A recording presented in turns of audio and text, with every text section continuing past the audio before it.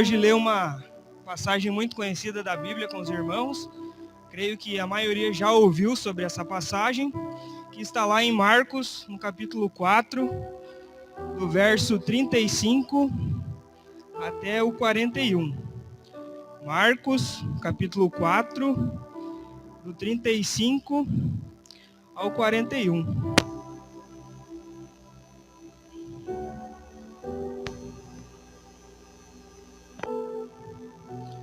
Quem encontrou, diga amém. E a palavra diz assim: E naquele dia, sendo tarde, disse-lhes: Passemos para outra margem. Passemos para outra margem. E eles, deixando a multidão, o levaram consigo, assim como estava no barco. E havia também com eles outros barquinhos. E levantou-se grande temporal de vento. O temporal foi de vento. Amém? E subiam as ondas por cima do barco, de maneira que já se enchia d'água. E ele estava na polpa dormindo. Jesus estava dormindo sobre uma almofada. E despertaram-no, dizendo-lhe: Mestre, não te importa que pereçamos? E ele, despertando, repreendeu o vento e disse ao mar: Cala-te, aquieta-te. O vento se aquietou, e houve grande bonança. E disse-lhes: Por que sois tão tímidos? Ainda não tendes fé? E sentiram um grande temor e diziam uns aos outros: Mas quem é esse, que até o vento e o mar lhe obedecem? Até aqui, irmãos. E o nome da minha mensagem é essa. O que me chamou a atenção na leitura foi que os discípulos fizeram essa pergunta: quem é esse? Então eu vou trabalhar em cima disso, vou falar da tempestade, mas o que o Senhor colocou no meu coração foi em cima dessa palavra: quem é esse? Amém? E já no primeiro versículo a gente pode analisar que começa naquele dia sendo já tarde. Então, sendo tarde, a gente vai começar a estudar o capítulo 4 de Marcos. Ele junta a multidão, né? Marcos 4:1. E outra vez começou a ensinar junto ao mar, e ajuntou-se dele grande multidão, de sorte que ele entrou e assentou-se num barco sobre o mar, e toda a multidão estava em terra, junto ao mar. E no capítulo 4 de Marcos, Jesus ele vai ter uma série de parábolas ensinando sobre o reino de Deus. Então, ele tem 4 parábolas até chegar, né, na tempestade. E a primeira delas vai falar sobre a parábola do semeador. Né? O semeador saiu a semear e durante a semeadura ele encontra diversos tipos de solos. Né, alguns pedregosos, alguns com espinho, outros que estavam muito pisoteados. E a próxima a parábola que ele conta é a parábola da candeia, né, que nós não podemos esconder uma candeia, uma lamparina debaixo da mesa, e sim uma lamparina é colocada no alto, para que a luz ilumine aonde estiver. Eu e você somos sal e luz. Eu e você somos colocados por Jesus em um lugar alto, mas não para nos exaltarmos, mas para que aonde nós estivermos, a nossa luz, as trevas batam em retirada. Então esse é o motivo de eu e você ser colocados por Jesus em um lugar alto. E esse lugar alto não é aqui onde eu estou. Esse lugar alto é lá na sua empresa. Esse lugar alto é lá na sua escola. Então, em todo lugar é um lugar onde nós devemos manifestar a luz. Amém? E se a gente for parar para analisar, o Ministério Profético Aviva é uma igreja muito difícil de estar pregando aqui em cima. Por quê? Porque nós temos pastores que são excelentes pregadores, que têm um zelo pela palavra, que obedecem à palavra, que são líderes extraordinários. E além disso, tem uma igreja que ora, uma sexta-feira tem a oração, tem a leitura da palavra. Então, cada vez que os pastores sobem aqui, né, nós somos bem alimentados. Então, quem está em cima dessa tribuna, quem está aqui no púlpito, tem uma grande responsabilidade. Por quê? Porque não é qualquer alimento que vai alimentar vocês. A responsabilidade de pregar a palavra é grande em qualquer lugar. Mas aqui tem uma responsabilidade maior, porque é uma igreja que ora, é uma igreja que lê a palavra. Então, nós somos bem alimentados, né? Nesse aprisco tem um alimento, e não é o feijão com arroz, é um alimento farto. O pastor Maéser pregou aqui que tem uma mesa preparada, tem alimento em abundância. Então, nós devemos usar esse alimento para nos alimentarmos. Amém? Então, a responsabilidade de estar aqui em cima é muito grande. É muito grande porque eu já falei os motivos.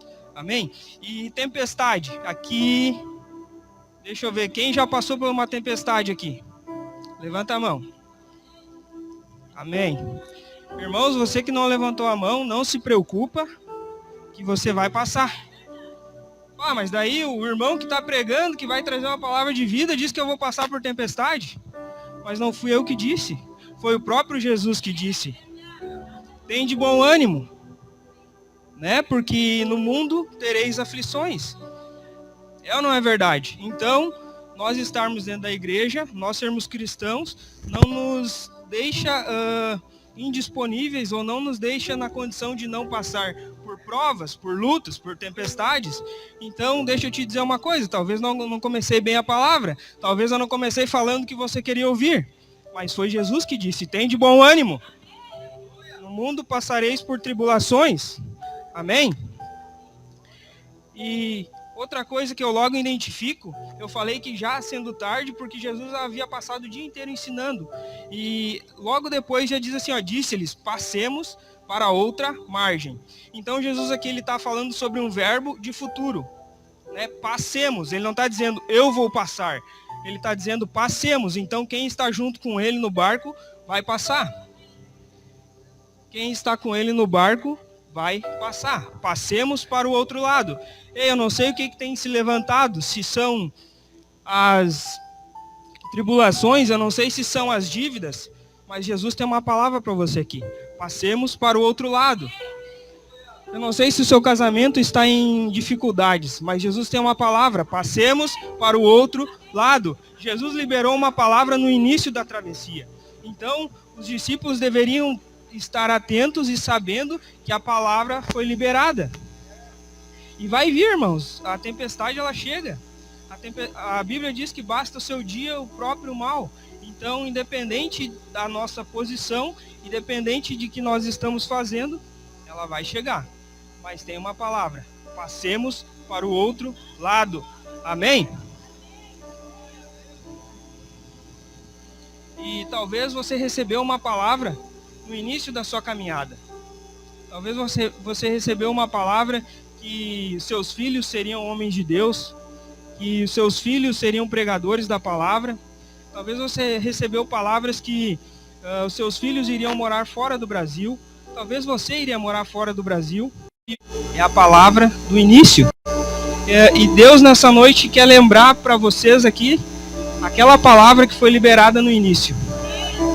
Talvez você está por um fio, talvez você não sabe mais o que fazer. Mas Jesus disse, passemos para o outro lado.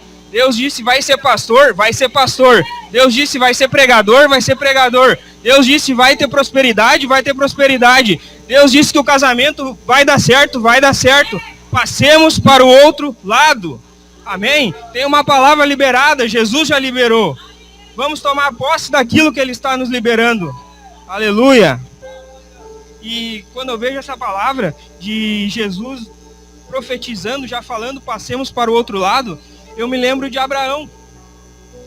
Abraão, ele recebe a bênção, o seu único filho Isaque, e Jesus, ele diz, Deus diz a Abraão, né, vai para o monte que eu vou te mostrar, e ali me ofereça o seu filho.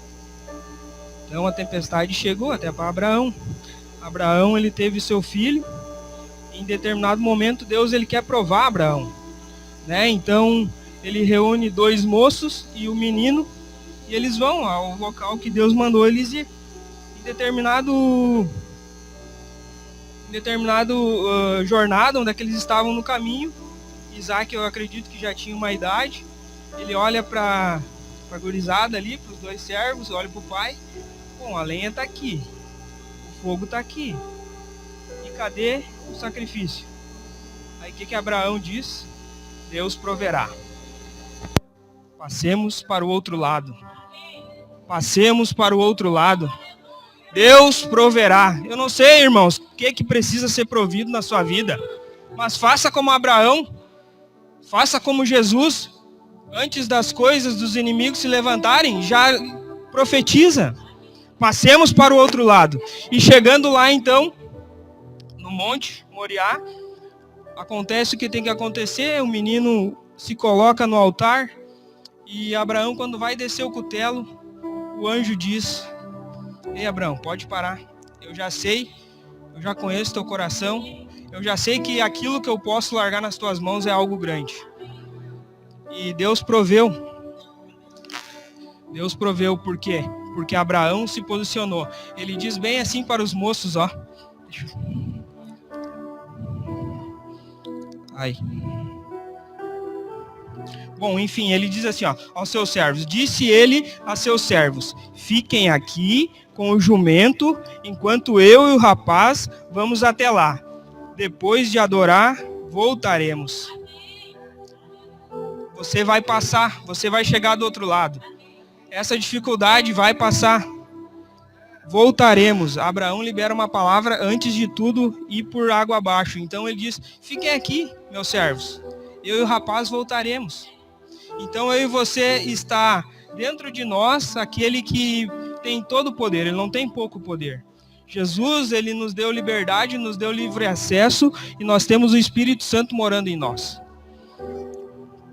Então não há dificuldade, não há tempo difícil, não há problema impossível. Há apenas uma boca para liberar uma palavra. Vai passar, nós vamos para o outro lado. Nós voltaremos, nós iremos adorar e voltaremos. Amém? Aleluia. E o que vale, o que vai fazer nós chegar no alvo é a palavra liberada. Jesus disse os seus sonhos, mas a casa que Jesus está preparando não tem nada, que a traça e a ferrugem vão correr. Amém? E logo após, tem um projeto, né, de passar para o outro lado. Jesus ali, ele está levando alguns discípulos, ele está levando, né, os seus amigos, alguém que ele está discipulando, e na passagem de um lado para o outro, quem estiver junto com você vai chegar do outro lado. O pastor aqui na ceia disse que Noé, ele fez uma obra para a salvação da casa dele. Ele fez um barco. Então quem estava com Noé, quem estava com Jesus, passou para o outro lado.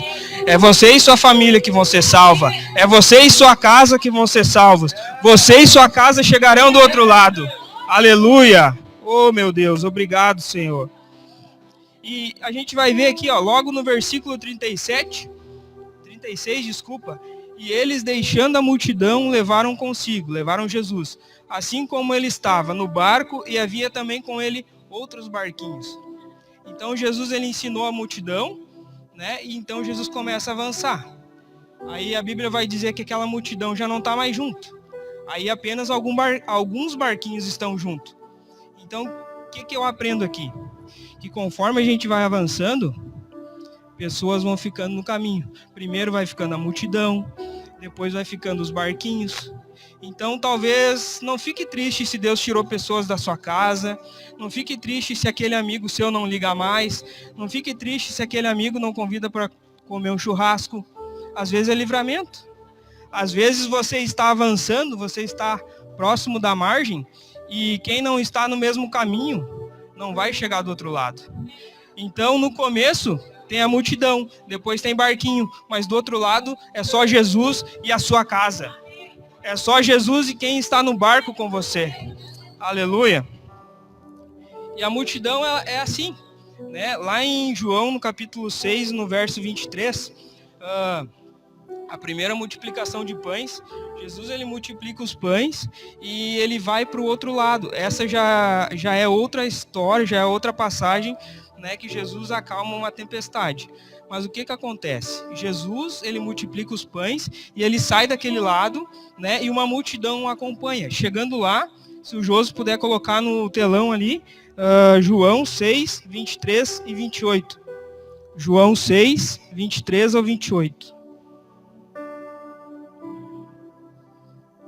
Aleluia.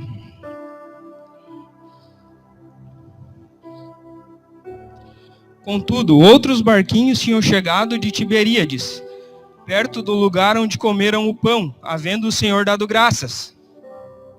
Vendo, pois, a multidão que Jesus não estava ali, nem os seus discípulos, entraram eles também nos barcos e foram a Cafarnaum, em busca de Jesus. E achando-o no outro lado do mar, disseram-lhe: Rabi, quando chegastes aqui? Jesus respondeu e disse-lhes: na verdade vos digo, que me buscais não pelos sinais que vistes, mas porque comestes o pão e vos saciastes. Trabalhai não pela comida que perece, mas pela comida que permanece para a vida eterna, a qual o Filho do Homem vos dará, porque a este o Pai, Deus, o selou. Mais um. Disse-lhe, pois, que faremos para executarmos as obras de Deus? Até aqui. Então, o que acontece? Jesus, ele multiplica pães e ele sai de fininho ali.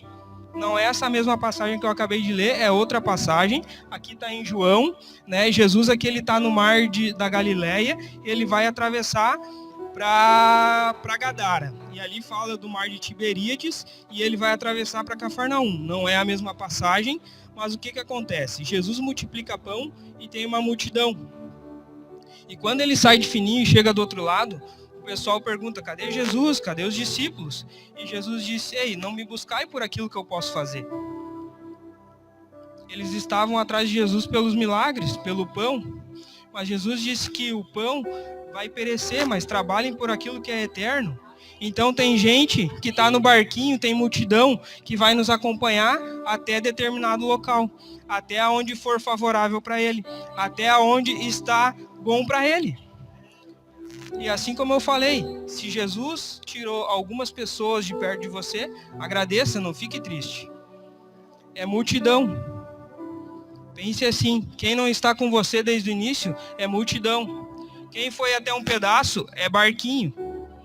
E quem chega do outro lado é discípulo. Quem chega do outro lado é amigo. Quem chega do outro lado está com você. Amém? Então, não se entristeça, peça discernimento para o Senhor.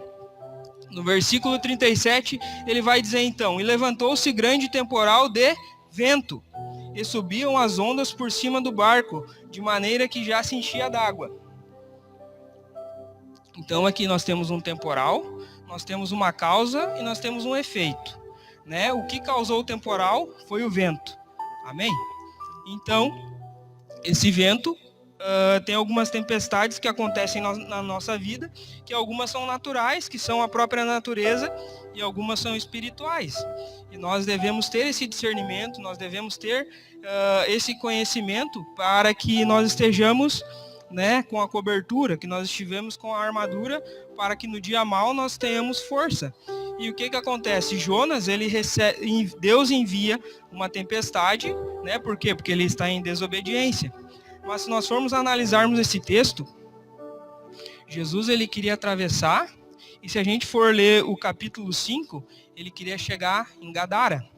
E lá em Gadara tinha apenas um homem, o gadareno, e ele era possuído por uma legião de demônios. Se um demônio já faz estrago, tu imagina uma legião. Uma legião significa 6.000. Então tu imagina uma pessoa com 6.000 demônios. Deve ser coisa ruim de ver, né? Então, onde é que eu estava? Tempestades naturais e tempestades espirituais. Falei de Jonas, que foi uma tempestade natural que Jesus mandou pela desobediência. E essa tempestade, irmãos, eu acredito que é uma tempestade espiritual, enviada pelo inimigo. Por quê? Porque Jesus precisava chegar do outro lado, né, apenas para falar com uma pessoa. Isso me lembra aquele texto que Jesus deixa 99 ovelhas bem cuidadas para ir em busca de apenas uma. Jesus ele estava ensinando uma multidão e ele atravessa o mar por causa de um gadareno. Por caso do endemoniado. Talvez nós estamos vendo muitas pessoas à margem da sociedade, né, com opções sexuais que não são a nosso favor, que utilizam de substâncias químicas, né, que os drogados, os homossexuais, e muitas vezes a gente nem olha, né, na sinaleira tem gente pedindo esmola, pedindo dinheiro, e às vezes a gente pensa, olha, coitado. Mas se a gente for olhar para a Bíblia, Jesus ele não tem esse pensamento. Jesus ele deixa uma multidão para ir em busca de um endemoniado, para ir cuidar de um gadareno. E muitas vezes nós estamos ao lado de pessoas que precisam, né, da luz da palavra, que precisam de uma palavra de consolo, né, uma palavra de libertação, uma palavra, apenas um bom dia, apenas um obrigado, apenas uma gentileza. Isso pode mudar o dia de uma pessoa. Às vezes nas coisas simples nós estamos pecando, né? Nós estamos às vezes com os olhos em outros lugares, né?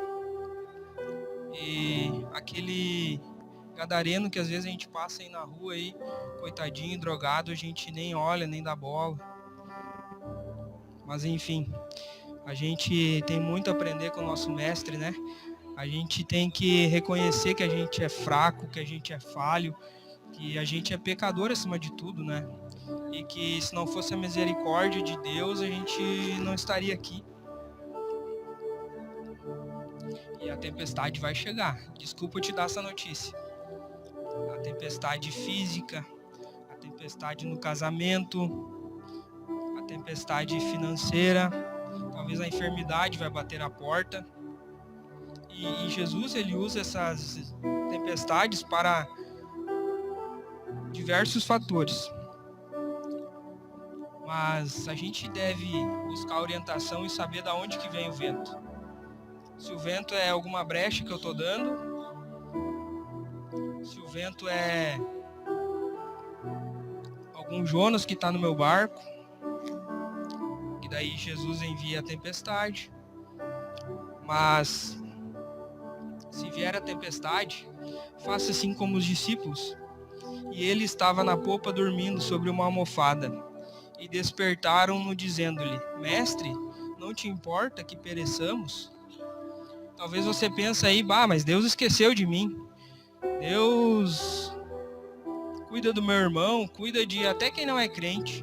E eu tô aqui abandonado, esquecido, né? Talvez está precisando de um cônjuge aí, hoje é o dia. Profetiza, passemos para o outro lado. Amém? Irmãos, nós estamos aí para profetizar. Profetiza a tua bênção aí. Ela vai chegar. E os discípulos, eles não procuram resolver a tempestade na força do braço. Eles querem a solução, eles já viram os milagres. Então eles vão até Jesus e dizem: mestre, não importa que pereçamos aí, tu tá dormindo, tu tá bem de boa. E nós estamos aí, vamos morrer. E olha só comigo. Esses homens eram pescadores, eles conheciam o mar. E eu acredito que essa tempestade, agora ainda mais, que era espiritual, por quê? Porque homens pescadores, eles pescavam à noite, na madrugada, e eu acredito que eles passaram por diversas tempestades naturais, e claro, tiveram medo, mas nessa aqui eles tiveram muito mais medo. Por quê? Porque foi o inimigo que se levantou com essa tempestade para paralisar o teu ministério, para paralisar aquilo que Deus tem colocado no seu coração. Talvez esse atraso aí que você tem durante o dia, é o inimigo tentando te paralisar para você não chegar aqui, ouvir uma palavra, receber um abraço lá na porta. Então, às vezes até discussões em casa, irmãos. Pronto para vir para o culto, todo mundo arrumadinho e dá aquela faísca ali. Tente observar de onde está vindo essa tempestade. Será que é eu que estou nervoso? Será que é minha esposa que está nervosa? Ou será que é o inimigo que está tentando se levantar? Profetiza, passemos para o outro lado. Diga, quem tem autoridade nessa casa é somente Deus. Sai daqui, Satanás. Eu e você temos autoridade para expulsar demônios, para curar enfermos. Então a tempestade está chegando. Profetiza. Muitas vezes nós somos murmuradores, reclamamos. Mas na hora que está difícil, em vez da gente dizer, vai melhorar, vai passar, as contas vão acabar, a enfermidade vai passar. Não, nós reclamamos que está chovendo. Enfim, a gente reclama de muita coisa. E daí eu aprendo com Jesus. Jesus na tempestade, o que ele faz? Ele dorme. Ele está lá descansando. A Bíblia diz que Deus ele dá aos seus enquanto dorme. Jesus ele está dormindo. Jesus ele está descansando. A Bíblia diz, ainda que eu passe pelo vale da sombra e da morte, não temerei mal algum. A tempestade não era nada, Jesus estava lá dormindo. Vamos aprender, vamos descansar. Mas vamos nos posicionar. Quando o inimigo se levantar, profetiza. Quando o inimigo se levantar, diz, não, eu não aceito. Eu não aceito, eu sou filho de Deus e aqui na minha casa não. Profetiza, irmãos. Profetiza. Só tem duas coisas que podem acontecer. Ou você continuar dando brecha ou o inimigo ir embora. Só tem duas coisas, não tem outra coisa. E por que Jesus permite a tempestade?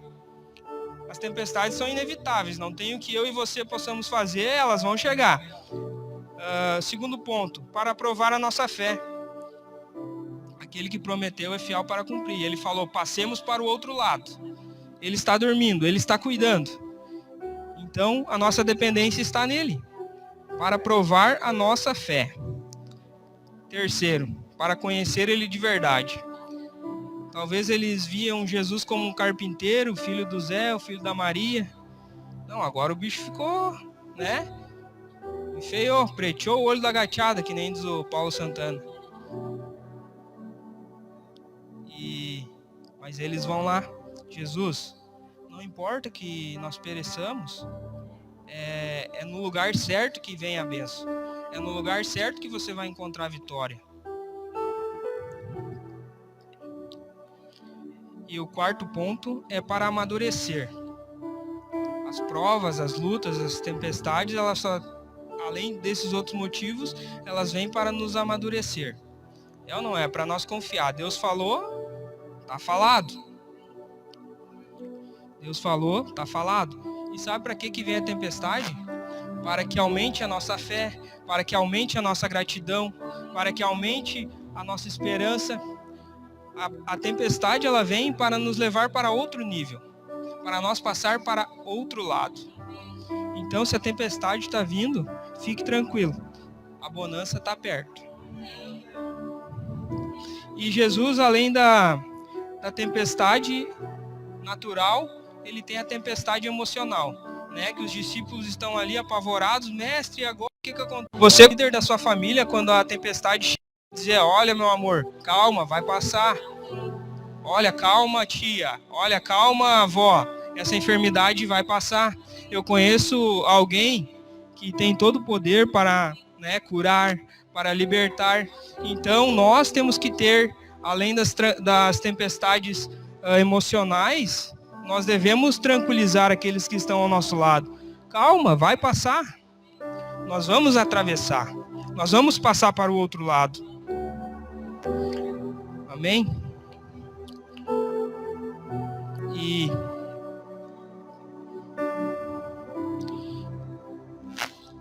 Deus ele vai liberar autoridade aqui nessa noite para você.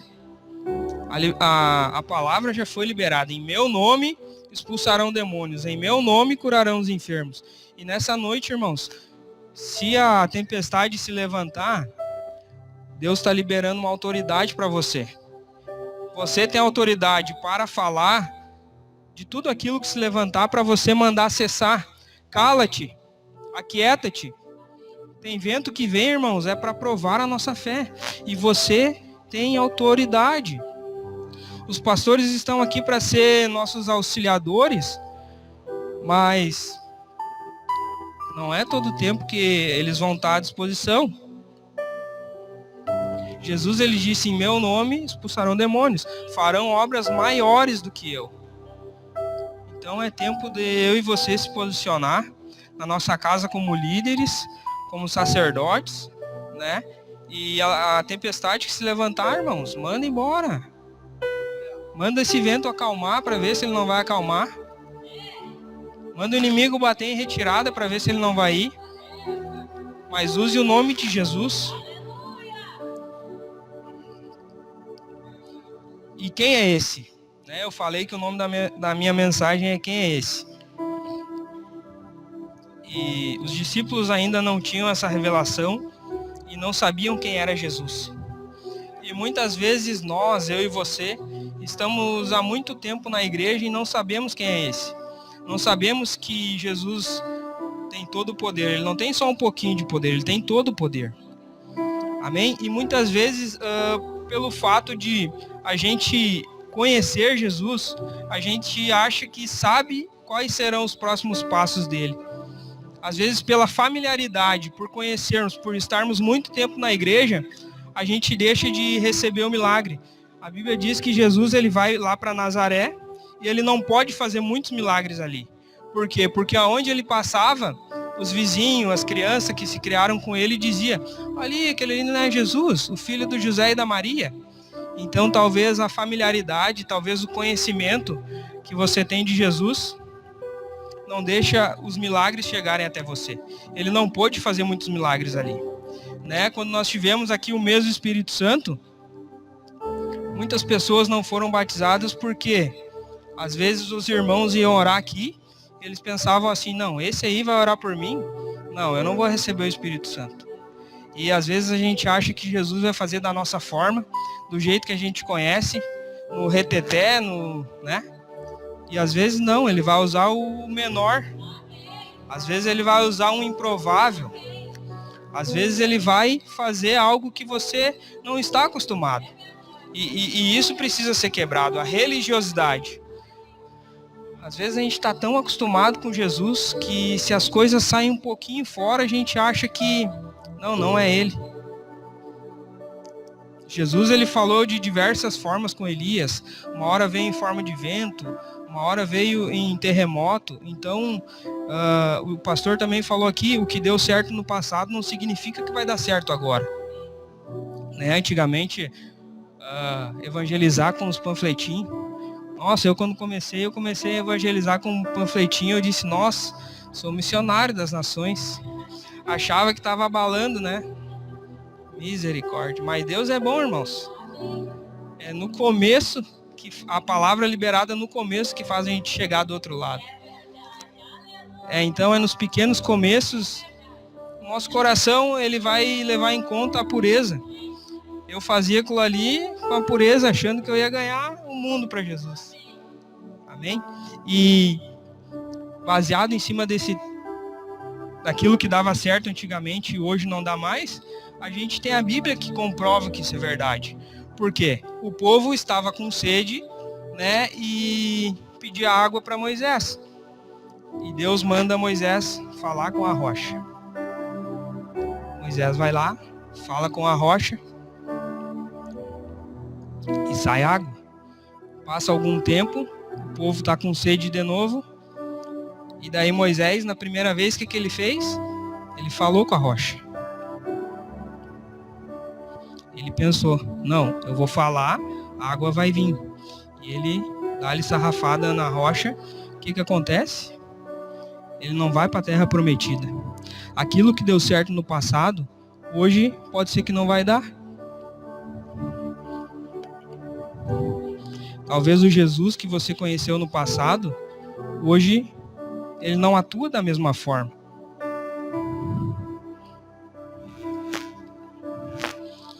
Mas deixa eu falar algo para você. Aquela palavra que ele liberou lá no início, passemos para o outro lado, ainda está de pé. Aquilo que ele falou sobre a sua vida, sobre o seu ministério, ainda está de pé. A tempestade vai passar, o vento vai acalmar. Se coloque de pé, irmãos, por favor.